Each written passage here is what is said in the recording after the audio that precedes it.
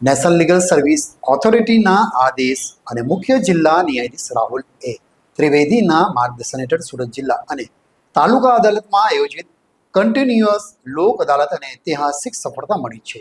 લોક અદાલતમાં કુલ ₹24.75 કરોડની રિકવરી થઈ છે.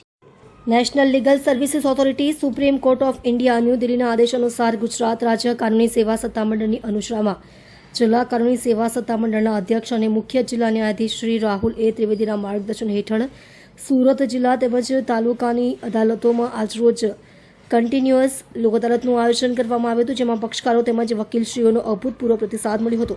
લોક અદાલતમાં મોટર વાહન અકસ્માતના કુલ 14 કેસોનો નિકાલ કરાયો હતો, જેમાં એક કેસમાં ₹43 લાખ જેવી મોટી રકમનું સમાધાન થયું હતું, જ્યારે અન્ય કેસમાં ₹39 લાખની રકમનું સમાધાન થયું હતું. આ લોક અદાલતમાં ₹2.59 લાખના એવોર્ડ કરવામાં આવ્યા હતા, જેમાં મૃત્યુ થનારાના વારસોના તાત્કાલિક વળતરની રકમની ચૂકવણીનો આદેશ કરવામાં આવ્યો હતો. આ લોક અદાલતમાં ચેક બાઉન્સના કુલ 509 કેસનો નિકાલ થયો હતો અને મોટી રકમની વસૂલાત થઈ હતી. DGVCL સન 2019ના એક દાવામાં ₹1.43 લાખનું સમાધાન થયું હતું. આ લોક અદાલતમાં કુલ ₹24.75 લાખની રિકવરી થઈ હતી. લોક અદાલતને સફળ બનાવવા માટે MACP તેમજ સિવિલ અને ક્રિમિનલ કેસોમાં પ્રેક્ટિસ કરતા વકીલશ્રીઓ તેમજ ડિસ્ટ્રિક્ટ બાર એસોસિએશન અને સિટી બાર એસોસિએશનનો વિશેષ સહકાર પ્રાપ્ત થયો છે.